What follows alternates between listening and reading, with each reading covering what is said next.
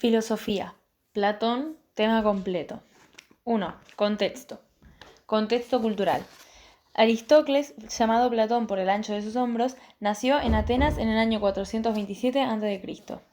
En ese momento estaba en Atenas la democracia de Pericles, que generó un auge en la sociedad, la política y la cultura de la ciudad. Pericles fomentó las artes y las ciencias, así como obras públicas que resultaron en una buena calidad de vida para los atenienses. Algunas figuras destacadas de esta época dorada de Atenas son el gobernante y orador Pericles, el comediógrafo Aristófanes, quien además participaba en política y la satirizaba en sus obras, y el historiador Jenofonte, quien escribió, entre otras cosas, sobre la democracia ateniense. Además, un gran representante del arte griego de esta época fue Fidias, el escultor que supervisó y dirigió las obras del Partenón y realizó la mayoría de las esculturas que lo decoraban. Contexto filosófico. Platón construye su filosofía desde Sócrates y con las problemáticas de los sofistas. Estuvo influenciado también por los presocráticos como Pitágoras, Heráclito y Parménides, y por sofistas como Protágoras y Gorgias. Fundó en Atenas su academia, donde enseñó a Aristóteles, entre otros. A sus 20 años conoció a Sócrates, quien sería su mentor durante su primera época filosófica. Él le inculcó los valores de la verdad y la virtud. Según Sócrates, se podía llegar a la verdad mediante el conocimiento. Esto se refleja en la epistemología de Platón, alcanzar ideas mediante la razón, y en su ética. Conocimiento de virtud, bien y justicia se alcanza mediante la verdad. A la muerte de Sócrates, los valores de justicia y verdad se exaltan en Platón, influyendo en su diálogo La República. De los presocráticos heredó las bases de su teoría de las ideas. De Heráclito, por una parte, tomó los rasgos del mundo sensible, la concepción del cambio y de la volatilidad, de lo mutable. De Parménides, por el otro lado, adoptó las características de las ideas que influyeron en su concepción del humano y en su teoría epistemológica. A la muerte de Sócrates, Pitágoras lo influencia con la importancia de las matemáticas, el dualismo antropológico, la teoría de la reencarnación de las almas y el valor del conocimiento para la purificación del alma. Comparación Nietzsche-Platón. La filosofía de Nietzsche es una crítica a la tradición cultural y filosófica de Occidente. Arremete contra Sócrates y Platón, acusándolos de haber iniciado el predominio histórico de los valores apolíneos y de eliminar los valores vitales. En el plano ontológico, Platón cree en un dualismo de la realidad, diferenciando un mundo sensible, aparente, engañoso y perecedero, y un mundo inteligible, perfecto, verdadero y permanente. La verdadera realidad para Platón. Mientras tanto, para Nietzsche el mundo sensible de Platón es la única realidad verdadera. Nietzsche critica esta dualidad como muestra de desprecio hacia el mundo sensible, colocando la finalidad en la otra vida, el mundo de las ideas. Critica esta dualidad platónica, ¿no? En el plano epistemológico, Platón seguía estableciendo una dualidad en la fuente del conocimiento, sentido y razón, siendo la ganadora la razón.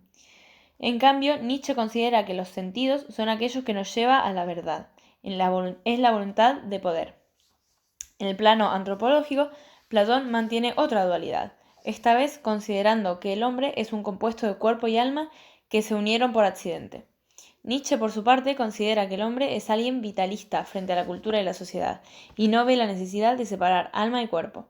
En la ética, Platón defiende que los valores morales son universales, mientras que para Nietzsche esto depende de cada persona, el único criterio es la satisfacción de lo corporal. A pesar de todas las diferencias que encontramos entre ambos, podemos hallar algunas similitudes.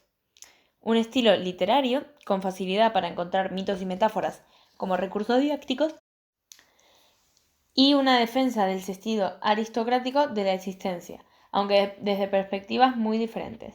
En Platón esto significa una aristocracia del conocimiento, mientras que en Nietzsche es la aristocracia del superhombre. Justificación del autor. Platón desarrolla su teoría de las ideas a través de su obra La República, de su época de madurez, durante los años 385 a 370 a.C.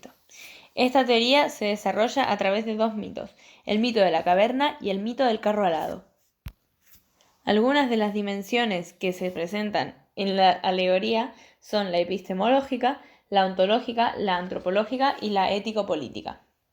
En la dimensión epistemológica, Platón distingue dos fuentes de conocimiento principales: doxa o sentido, con la que se llega al conocimiento de las imágenes, eikasia, y al conocimiento de los objetos, pistis, y episteme o razón, con la que se llega al conocimiento de las entidades matemáticas, dianoia, y de la dialéctica, alcanzando finalmente el conocimiento de las ideas, noesis. La dialéctica es considerada como el conocimiento supremo por Platón. Es el método de investigación filosófica para llegar a alcanzar la verdad. Este proceso puede ser ascendente o descendente. Se sube peldaño a peldaño hasta llegar a la idea suprema, la idea del bien. O se hace el camino inverso desde la idea del bien hasta la doxa. La idea del bien es simbolizada en su alegoría de la caverna por el sol del exterior y el fuego de la caverna, dado que todos estos iluminan y dan a conocer la verdad de las cosas. En la dimensión ontológica, la realidad se duplica formando dos mundos: un mundo sensible y un mundo inteligible.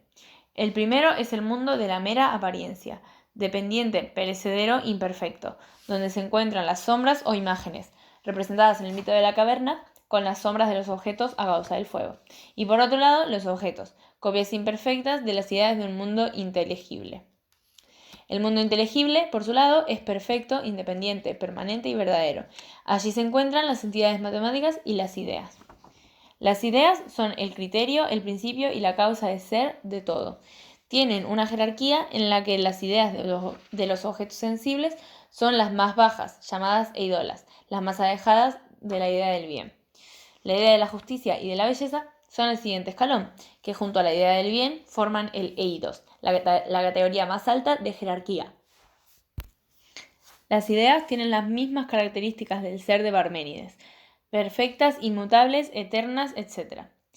Debido a que las ideas se alcanzan después de un proceso de arduo aprendizaje, este conocimiento está reservado solo para los mejores, a los que se les aparece como una iluminación.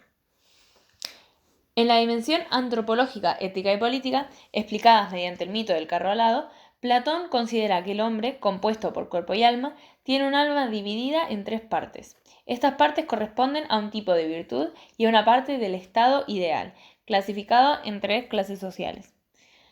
Así, el alma se divide en alma racional, el auriga del carro, el alma irascible, el caballo blanco, y en el alma concupiscible, el caballo negro.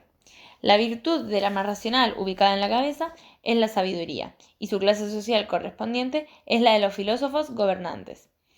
La virtud del alma irascible, ubicada en el pecho, es la valentía, y corresponde a la clase de los guardianes o guerreros. Por último, la virtud del alma concupiscible, ubicada en el vientre, es la moderación, y su clase correspondiente es la de los artesanos o productores. Platón defiende que el alma es inmortal y reencarna en los cuerpos para purificarlos. Justifica esta inmortalidad con que es preexistente al cuerpo, el alma. Su estado natural es el de contemplar las ideas en el mundo inteligible. De este mundo inteligible, su estado natural, el alma cae accidentalmente en el cuerpo en el que está atrapado dentro del mundo sensible. Los objetos del mundo sensible son copias imperfectas de sus respectivas ideas, es decir, participan de cada idea determinada. Por tanto, para Platón, el alma conoce en el mundo sensible recordando la idea de aquello que contempló en el mundo de las ideas. Este proceso se llama anamnesis o reminiscencia. Platón fija un orden, llamado demiurgo, que es aquel que crea las almas, pero éstas son libres para decidir de sus existencias, por lo que el demiurgo no es responsable de su existencia ni de su caída de un mundo al otro, o sea, del mundo inteligible al mundo sensible.